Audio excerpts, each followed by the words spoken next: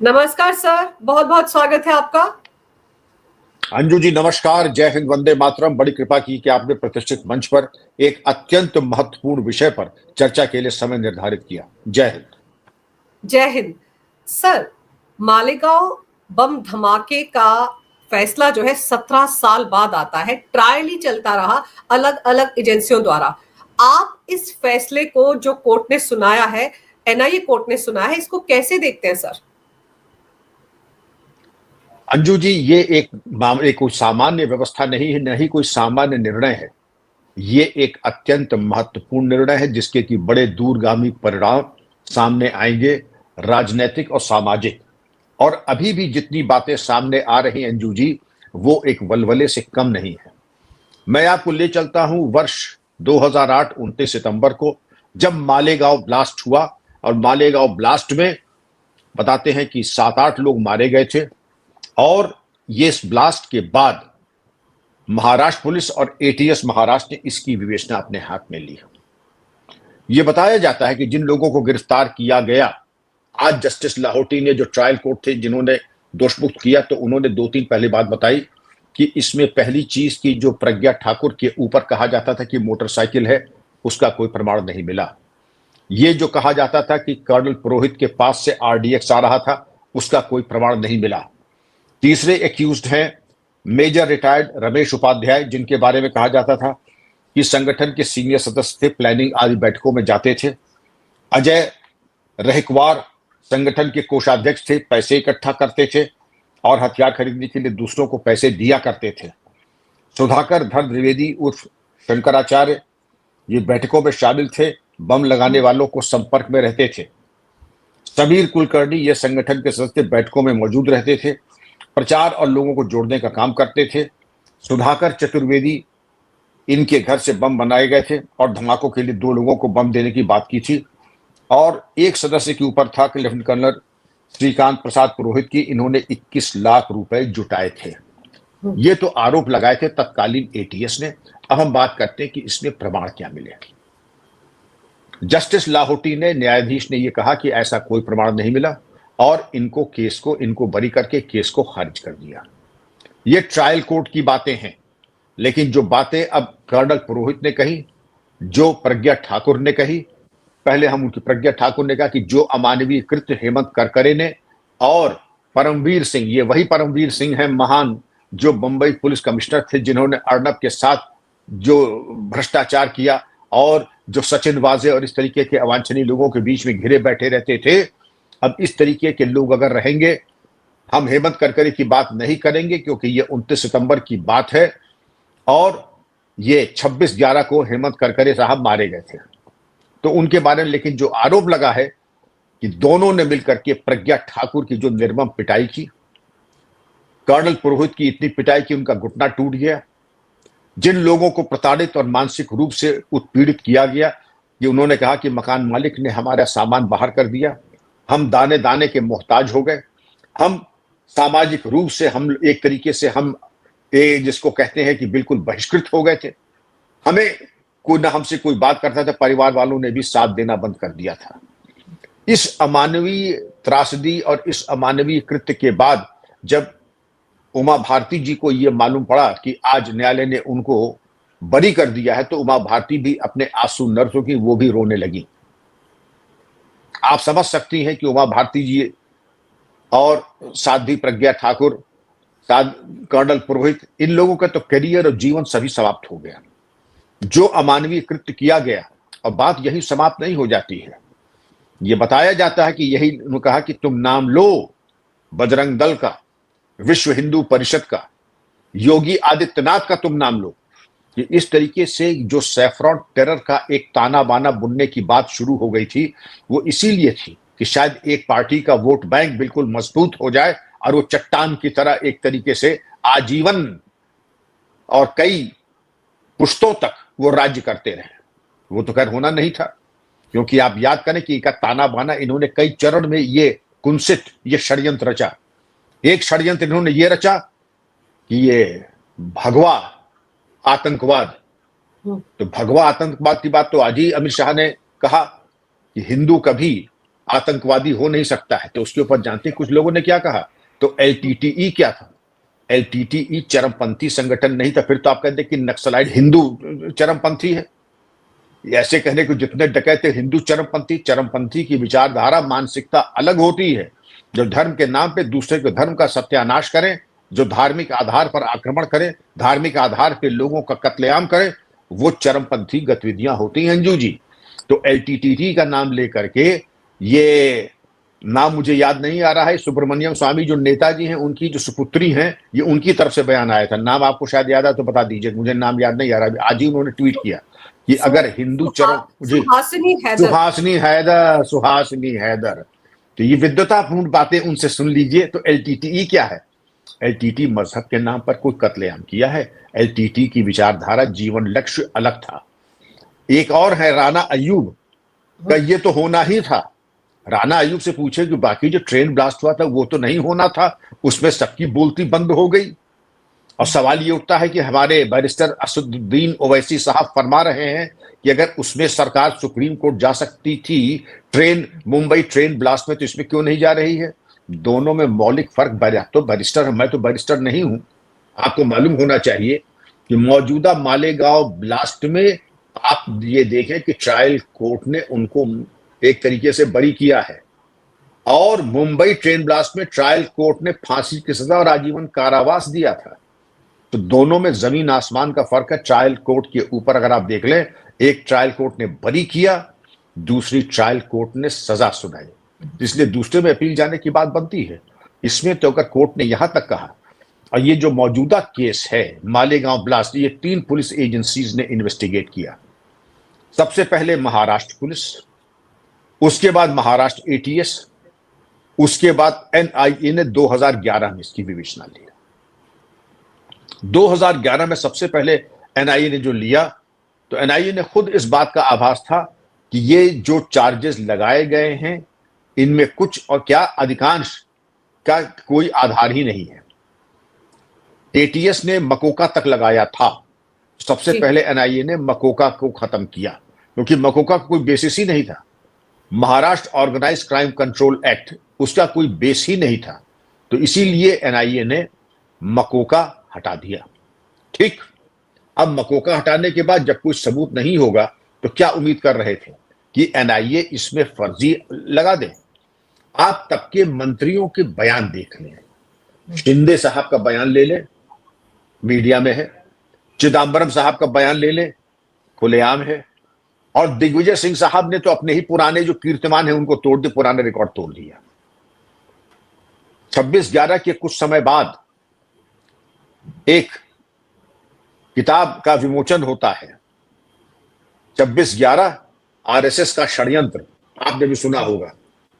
बर्नी साहब हैं, एक उर्दू समाचार पत्र के संपादक, उन्होंने लिखा था।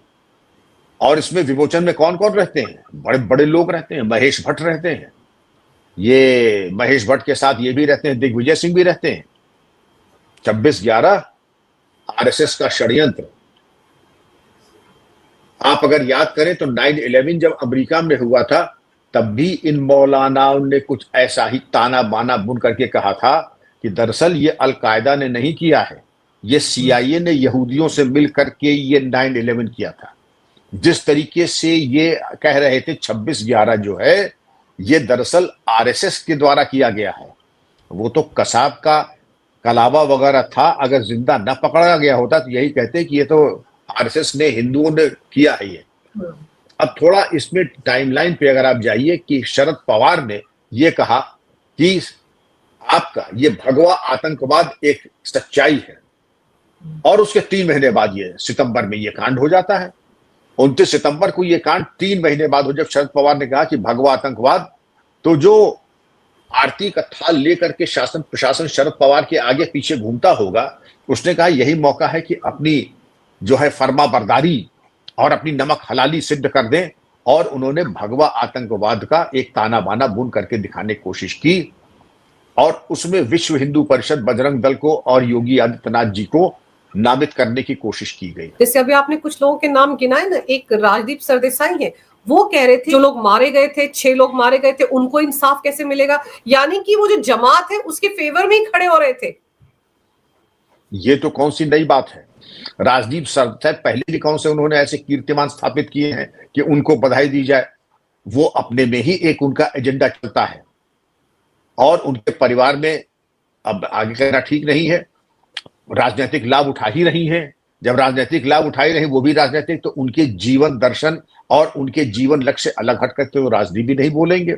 वो वही बोलेंगे जिससे कि उनके परिवार को लाभ हो, हानि न होने पाए। और उनको भी लगता है कि कहीं मोतीचूर का लड्डू फूटे, दो चार बूंदी उनकी गोद में भी आके गिर जाए, ये होने वाला नहीं है। लेकिन झूठ की एक इंतहा होती है।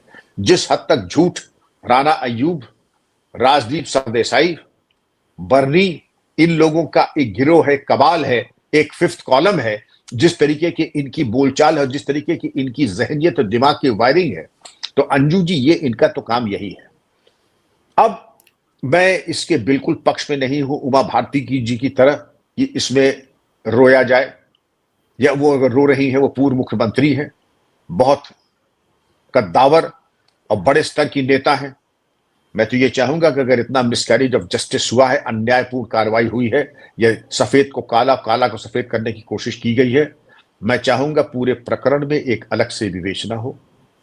और जिन लोगों ने, ये ठीक है करकरे साहब तो अब इस दुनिया में नहीं रहे, लेकिन जो इस दुनिया में है, चाहे परमवीर हो, जिन जिन के ऊपर आरोप लगा कि जिन्होंने किया है, और मैं इसी केस में नहीं, उस हर केस में जिसमें गलत फंसाने की बात की गई हुई है, malicious investigation, malicious prosecution, prejudice investigation, prejudice prosecution, मैं उसमें पुरजोर संस्तुति करूंगा कि उसका री इन्वेस्टिगेशन हो करके जिन लोगों ने ये किया है उनको मुल्जिम की श्रेणी में खत्म खड़ा करें, और मुल्जिम जैसा जो होता, मुल्जिम को जो सजा मिलती है उससे ज्यादा सजा मिले।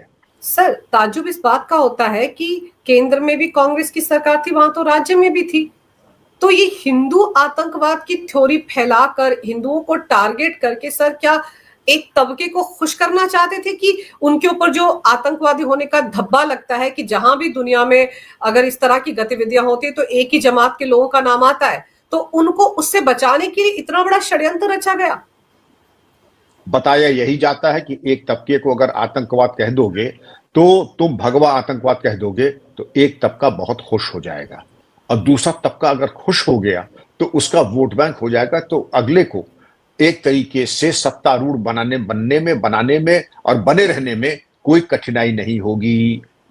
हिंदुओं की तो एक न एक बिरादरी, एक न एक जात उनके साथ रहेगी ही रहेगी। बाकी हिंदू अगर बटा हुआ है तो कुछ बिरादरियां एक दल को जाएंगी, कुछ जातें एक दल में जाएंगी, और कुछ जातियां उनको वैसे ही मिल जाएंगी। तो एक अगर भगवा आतंकवाद का नैरेटिव तैयार कर लेते हैं, और ये आज से थोड़ी ही है अंजू जी, इसकी नग्न मिसाल तो आपने ये देखी जो अभी आई है, मालेगांव ब्लास्ट। इसकी नग्न मिसाल ये आई जो शरद पवार ने कहा, और आगे तक जा करके जो चिदम्बरम और दिग्विजय सिंह ने कहा, जो 26/11 आरएसएस की साजिश, ये तो नग्नतम स्वरूप था। राणा अय्यूब जो आज कह रही हैं, या राजदीप सरदेसाई आज कह रहे हैं, या तब जो शिंदे ने कहा और चिदम्बरम ने कहा, यह भी तो झूठ का ही पुलिंदा है। और उसका अभिप्राय और उद्देश्य केवल एक ही है अंजू जी, वो ये कि एक तरीके से तुष्टीकरण की राजनीति को एक दूसरे स्तर पे ले जाना, और तुष्टीकरण करके यही संदेश देना कि आज की तारीख में अगर भगवा आतंकवाद है तो हम ही आपके बगल में खड़े हैं, और आपका का पूरा वोट बैंक हमने एक तरीके से कब्जा कर लिया। और अगर कब्जा कर लिया तो हम आज भी सत्तारूढ़ हैं, जीवन पर्यंत सत्तारूढ़ रहेंगे, और आने वाले कल में हमारी संतान, संतान की संतान, संतान की संतान की संतान हमेशा राज्य करते रहेंगे। लेकिन वो होने वाला नहीं था। सच्चाई सामने आ गई, कड़वा सच जो इन्होंने मिसकैरेज ऑफ जस्टिस और अपने सत्ता का दुरुपयोग किया, जनता के सामने है। जज ने फैसला सुना दिया, तो अंजू जी अब कुछ बचा नहीं है सिवाय इसके कि जो सच है वो बड़ा कटु है। जो भगवा आतंकवाद का इन्होंने कहा, आप ये एक बता दें कि भगवा आतंकवाद की कोई मिसाल है तो कहते पहलू खां क्या है? वो एक क्राइम है, हेट क्राइम है, गलत है, नहीं होना चाहिए। तो जो कर रहा है पहलू खान की तरह, और जो भी कर रहा है उसके ऊपर कठोरतम कार्रवाई होनी चाहिए, लेकिन वो आतंकवाद नहीं कहा जाएगा, वो इंडिविजुअल हेट क्राइम है। और 100 इंडिविजुअल हेट क्राइम एक तरफ, और इस तरीके का एक चरमपंथी गतिविधि वो एक जगह है, जो मजहब के नाम पर एक राय हो करके दूसरे धर्म के लोगों की सामूहिक हत्या करे, वो होता है चरमपंथी। वरना आप ये कह दें कि अमेरिका में जो इस तरीके के कभी कभार जो आपके सामने आते हैं नरसंहार होते हैं, कोई सिर फिरा गया ड्रग्स लेकर के 2-3 लोगों को मार दिया, न्यूयॉर्क में गया जाकर के अभी 6 लोगों को मार दिया, आप उसको चरमपंथी गतिविधि थोड़ी कहते हैं। आप ये कहते हैं कि एक हत्याकांड हुआ है जो कि जघन्य है और कानून में सजा का प्राविधान है। लेकिन चरमपंथी गतिविधियों की उसकी परिभाषा, उसका लक्ष्य और उसका उद्देश्य और अभिप्राय बिल्कुल अलग होता है। इसलिए इसको समझ लें कि चरमपंथी गतिविधियां क्या होती हैं, इंडिविजुअल वायलेंस क्या होती है और हेट क्राइम क्या होता है। हेट क्राइम और उसके अंतर्गत उसको समझें। लेकिन इसका मतलब ये नहीं है कि हमारे जो राजनीतिक मित्र हैं उनकी स्वार्थ सिद्धि कैसी होगी, उनका वोट बैंक कैसे प्रशस्त होगा, उनकी तुष्टीकरण की राजनीति कैसे चलेगी। वो तब चलेगी जब वो इस तरीके का एक ऐसा ताना बाना नैरेटिव बिल्डअप करेंगे जिससे कि उनके वोट बैंक मजबूत हो जी। और ये इससे बढ़िया मौका क्या मिलेगा अंजू जी, जो कि कह देंगे भगवा आतंकवाद। उन्होंने तो अमेरिका को भी कहा था 9/11 जो है कि वो यहूदियों की CIA की साजिश थी और वो उसमें अलकायदा का कोई हाथ थोड़ा ही था, उसमें अलकायदा का कोई हाथ ही नहीं था, ओसामा बिन लादेन का हाथ थोड़ा ही था। तो इस तरीके का जब नैरेटिव बिल्डअप करते हैं तो हिंदुस्तान को वो क्यों बख्श देंगे। और हिंदुस्तान में इसलिए उन्होंने कह दिया राणा अय्यूब को ले लीजिए, राजदीप सरदेसाई को ले लीजिए और इन्हीं की तरह के जो महेश भट्ट हैं, दिग्विजय सिंह हैं, अजीत कुमार शिंदे हैं, चिदम्बरम हैं। तो इतने लोग जब सामने हैं अंजू जी, तो आपके सामने तो बिल्कुल स्पष्ट है। सर अब जैसे ये मामला क्या आपको लगता है कि खत्म हो गया? क्योंकि जो भी जैसे परमवीर सिंह है, चलिए हेमंत करके नहीं रहे, लेकिन परमवीर सिंह है, उसके जैसे और भी तो अधिकारी हैं सर, जो मुंबई पुलिस की क्राइम ब्रांच है, उन्होंने भी जांच पड़ताल की थी। उन सबको भी तो कटघरे में खड़ा करने की जरूरत है सर। किसके इशारे पर उन्होंने ये सब कुछ किया, किसके इशारे पर उन्होंने ये भगवा आतंकवाद की थ्योरी इस मामले में की? क्योंकि जज साहब ने कहा था कि सबूतों को प्लांट किया गया।